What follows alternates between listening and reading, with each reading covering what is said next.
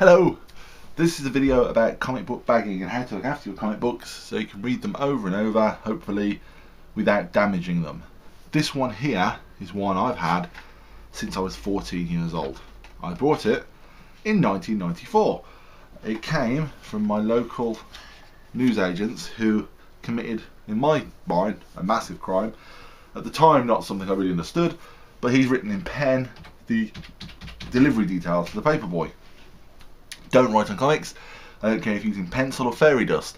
You do that and it's no good. It's not something you want. The next crime committed by this book has been a sticker from the supplier, because it's not a comic book supplier. This wasn't bought from a comic book shop. This has come from a supplier. And there's a big hefty sticker on there which I wouldn't even like to try and get off. Now, I had this since I was 14. When I was 14 I wasn't a comic book collector. I just liked comic books. You can see a few things with this book that's gone wrong over the years. Here, for instance, see this? The image, the cover, doesn't line up with the book anymore. The reason for that is the staples aren't as connected as they could be. The bottom one, in fact, isn't connected at all. It's got a rip in it, which has become a very crisp fold, you can see here. I do mean to buy another copy of this book so I can have a pristine one and read it and enjoy it, because this just, it's annoying. So let's have a look at this one. You can see here, considering I was 14 when this came out and I didn't know a lot about comic books, this is in the actually bad condition. Bottom staple, not connected at all. Top staple here, it's connected but only in just enough so it's ripped the book. You can see, hopefully you can see the table through that. There's not much I can do about this. I do keep this one. I keep it bagged as well. The reason I keep this one is to remind me how wrong things can go. But weirdly, other than a little bit of bashing at the top there and the bottom, the book isn't actually in bad condition. The pages are still pretty white. There's lots of adverts in 90s comics. Can't help but notice that. It's not in terrible condition inside. It's still got a nice bit of puff on there. It's not like it's been flattened out, you know, like crazy. There's no bashing or rips anywhere inside. It's just, you know, we've still got the cards. I have a sneaking suspicion the cards being attached is what's, you know, ended up with the bottom staples being ripped and things. It's only connected halfway here, but if I had, it's creased as well. If I hadn't looked after this, it would have been in lovely condition to read now and remember. As it is, yeah, it's not a great book at all. Do want to get another copy of this. Now, to look at this being an example of how bad things can go, let me show you how to look after your comic books. Some people like to use gloves before they touch comic books. I collect for the purpose of reading and enjoying and rereading, not with in mind going, these will be worth a fortune one day. Comic books won't be worth anywhere near in the future what they've been worth up to now, because larger print runs, more popular, more people look after them. If you're going to do this, these, I think these are powdered gloves, yeah. You want unpowdered gloves, because you don't want the powder coming off into your comic books, and you want ones the right size for your hands. These ones are a little bit small for me, but again, this is just an example. I don't wear them. The boards I use, so that are Comic Care boards, current size backer boards. They serve the purpose well. My local comic book store supplies them to me. This is one of the boards at the back. They come in a big block like wood. I haven't got around that. Shiny on one side, matte on the other side. The shiny side has been treated so there's no chemical transfer onto your comics, and there's nothing that's going to cause it to stick over time, and there's nothing that's going to cause the ink to bleed, and most of all, a random spontaneous fire probably won't occur with these boards, assuming you're keeping comic books in them, not explosives. The back side is matte, shiny, matte. You want the shiny side there, you want your comic book on the top, you want the whole thing to go into a bag nicely. These boards are nice and crisp, there's nothing wrong, they're good boards. There are better boards out there, but my local supplier, which is Forbidden Planet, sell me these boards. They're great. They serve the purpose, they're easy to get. I buy a lot of comic books, so I don't really want to get into the habit of having to order high quality bags online, and then you look at your shelf and you've got some high quality bags, some low quality bags. It's a mess, so yeah. But there are, again, better bags out there, but these do a good job. I like these. Bags. This is the bags I buy. 100 in a pack. It's weird because you get 100 of these and they're like this thick. You get 100 boards and it's like a block of wood.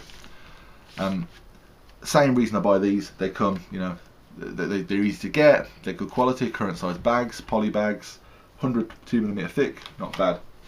Let me see if I've got one here. This bag is one I've had a good old tug at. The reason is, I've recorded this video once already, my batteries went.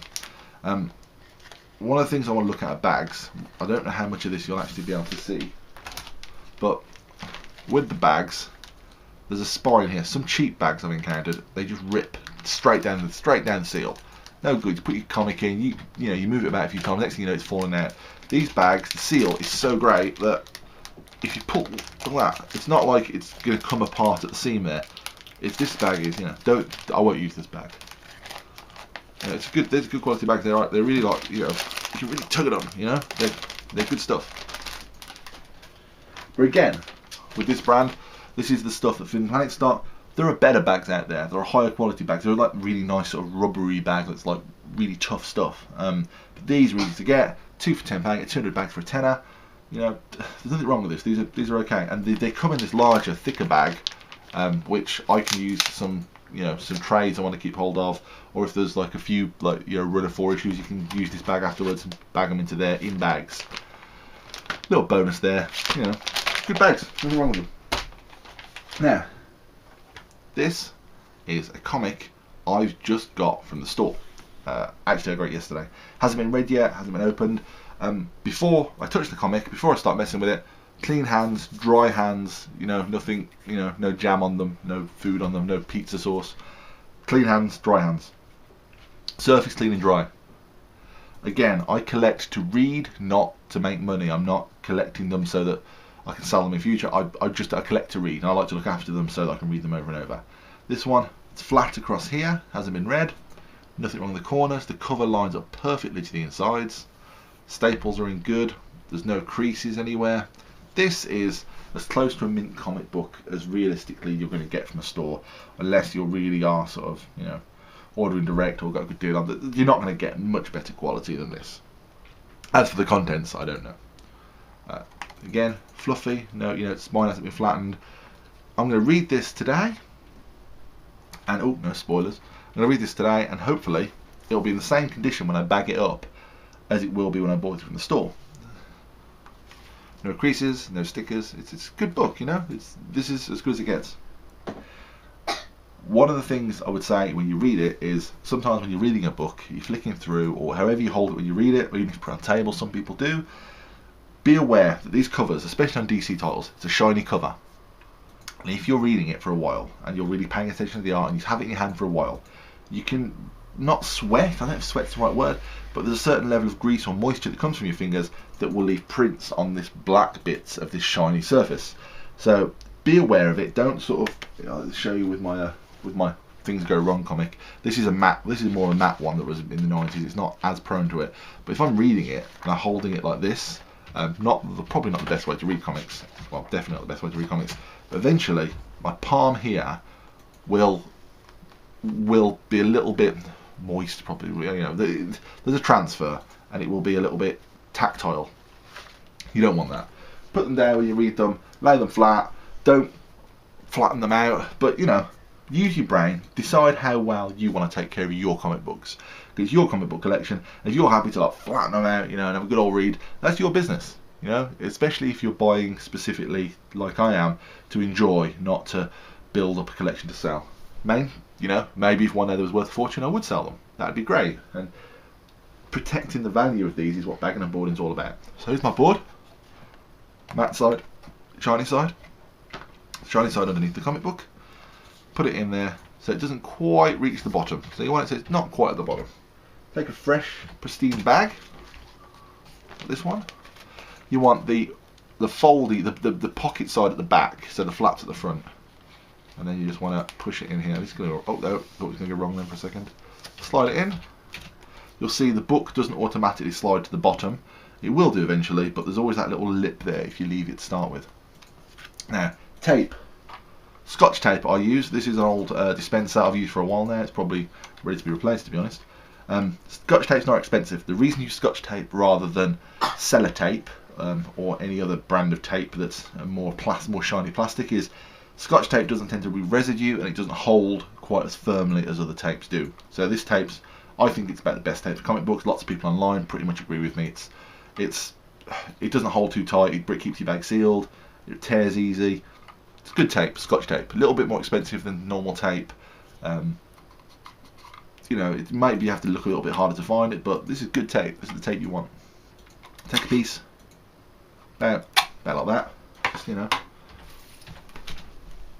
put it on your comic book. I make sure it's stuck pretty firm on the flap because I don't want to pull it away from the back, not the flap. So I just, you know, make sure it's pretty firm on there. I lay the book flat. I take it and I make sure it's folded at the corners here, because a lot of times the corners crumple and it means it's not quite as crisp when it's on your shelf. Take it and I just, there you go, done. You'll notice it's lengthwise at an angle. The reason for that is when you pull them off, nice and easy. If you put it flat, if you put it across, it'll tear when you put your finger under it and you try and lift it. Yeah. Put it at an angle, it doesn't do too much damage to the bag. However, when you've had a comic book on the shelf for a while, or in your box for a while, the tape hold, it sticks a lot, it grips a lot firmer. So expect, what I do is I put a few empty bags and boards at the back of my comic book boxes, and if I read something and the bag tears, I like the bags to be crisp. I like the way it looks. I like how flat and how, you know, pristine it is. So I don't really want tears. I don't really want, you know, pulls at the back of my bags. So I keep a few empty bags and boards at the back. That book there, once it's gone in the comic book box or on the shelf, it's going to flatten out. The excess air is going to go out and it's going to grip a bit tighter. Let me show you one that's gripped already. This one's been in a box for a while. You can see there, a lot less air in it, just as tight, nothing wrong with it, sealed well.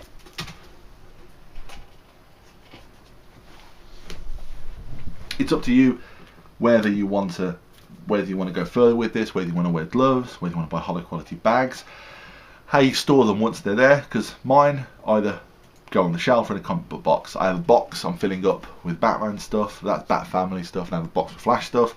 A lot of other stuff ends up on a shelf. Make sure the room isn't ridiculously hot, make sure it's not ridiculously moisture in the air. You don't want to put it in a basement, you don't want to put it in your kitchen, for God's sake. You don't want to put it anywhere near your kitchen. You want to treat these like, you know, like books, and they're prone to damage, they're delicate, treat them like that. But how you do that's up to you. What sort of quality, how far you want to go is up to you. But this is how I bag them, and then if I get this out, it's going to be in the same condition every time I want to read it. However, what I would say is these bags and boards, I'm not sure how long you can keep them in this before the chemicals, before the transference takes place. I believe it's around about 7 years before you should change the bags and boards. Higher quality bags may last longer, but I would say bear that in mind. If you've got some that you've bagged, you know, 10 years ago, go check them, let me know.